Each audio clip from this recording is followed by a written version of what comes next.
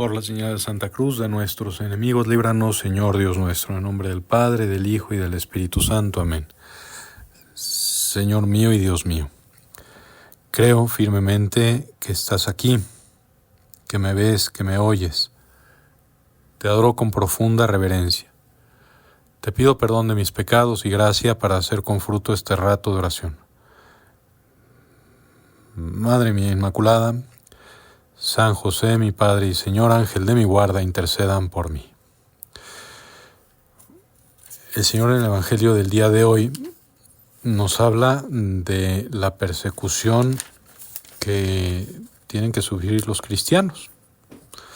No, concretamente les habla a los discípulos, pero en los discípulos nos habla también a nosotros. Y el Evangelio de hoy continúa aquello que habíamos escuchado ayer en el Evangelio sobre lo que iba a suceder con el templo, ¿no? Cuando estaban maravillados los discípulos por las bellezas que adornaban el templo y su construcción. Tú, Jesús, les dices, pues todo esto que ven, todo esto que es tan bonito, se va a caer. No va a quedar piedra sobre piedra, va a ser destruido. Y luego les hablas de que aquello necesariamente ha de venir, ¿no? Es decir, la gran tribulación. Y al final, en el Evangelio de hoy, les dices directamente a los discípulos, los perseguirán y los apresarán. Los llevarán a los tribunales y a la cárcel y los harán comparecer ante reyes y gobernadores por causa mía. Con esto ustedes darán testimonio de mí. Es decir, el Señor habla a los discípulos de entonces y a los de ahora, no solo sobre el fin de los tiempos, el fin del mundo, la gran tribulación, sino cómo a lo largo de la historia se van presentando situaciones de persecución a las comunidades cristianas de diferentes lugares del mundo, empezando por supuesto con los apóstoles que sufrieron persecución en primer lugar en Jerusalén, y luego en los lugares donde iban no faltaba, si escuchamos los relatos de los Hechos de los Apóstoles, por ejemplo, no faltaban persecuciones. Y por supuesto las grandes persecuciones que a todos nos suenan en la época de los primeros cristianos, en el Imperio Romano, ¿no? Hasta Constantino.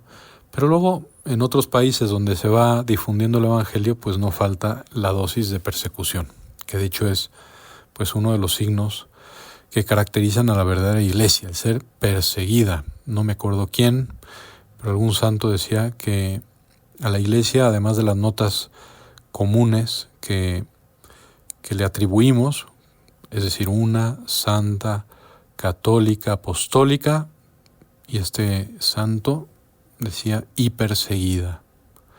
Porque es lo que tú, Señor, le prometiste a los discípulos y nos prometes a nosotros. Nos invitas a tomar la cruz de cada día y a seguirte.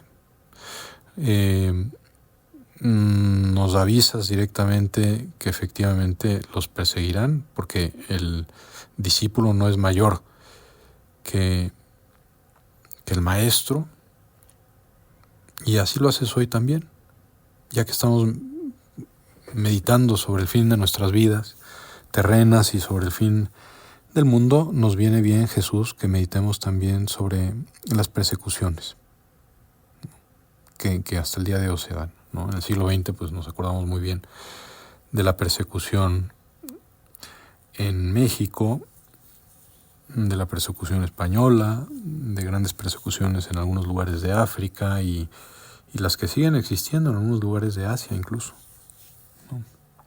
Los perseguirán y los apresarán, eso es lo que nos prometes, ¿no? Y el Evangelio de hoy tiene un segundo párrafo que habla sobre lo que se ha de contestar ante los tribunales que persiguen a los cristianos y cómo se ha de contestar. Y llama mucho la atención, fíjate. Grábense bien, les dices Jesús a tus discípulos, grábense bien que no tienen que preparar de antemano su defensa. porque yo les daré palabras sabias, a las que no podrá resistir ni contradecir ningún adversario de ustedes. Es curioso. Tantas veces nos preocupamos, y no hacemos mal, lo hacemos bien, en dar respuesta o aprender a dar respuesta de nuestra fe, que es una invitación expresa de San Pedro, que nos invita a dar respuesta, ¿no? Razón de nuestra esperanza. O sea, ¿por qué los cristianos son como son? ¿No? Los buenos cristianos, porque tienen esa paciencia, porque tienen orden en su vida, porque están llamados a una vida de santidad, porque saben con certeza lo que va a suceder después de la muerte, ¿no? Tantas cosas muy buenas que el mundo se admira de la forma cristiana de afrontar los problemas y de vivir la vida, ¿no? Y es bueno, decíamos, ¿no? Conocer nuestra fe, es la apologética para poder dar razón de ella, especialmente a los que no creen, ¿no?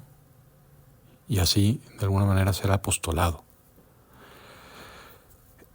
Y sin embargo, nuestro Señor dice, no tienen que preparar de antemano su defensa. Es decir, cuando son apresados por causa de la fe, el Señor nos dice, no te preocupes por andar pensando a ver qué voy a contestar mañana cuando me preguntan en el tribunal sobre mi fe, sino que en esos momentos también de manera muy especial el Espíritu Santo actúa en los corazones de los fieles para dar respuestas que puedan mover los corazones de aquellos incluso que los acusan, ¿no? Es la sabiduría como don del Espíritu Santo. Es la ciencia también como don del Espíritu Santo que nos ayudan. Y el consejo, los dones del Espíritu Santo diríamos ya en general, que cuando se le invoca se nos conceden para poder dar razón de nuestra fe y estar convencidos de que aquello que se nos ha prometido se cumplirá. Y hay un tercer párrafo en el Evangelio de hoy que es fuerte, porque tú, Señor, nos dices que seremos traicionados incluso por los más cercanos. Los traicionarán hasta sus propios padres, hermanos, parientes y amigos. Y por si faltaba poco, continúas, matarán a algunos de ustedes y todos los odiarán por causa mía.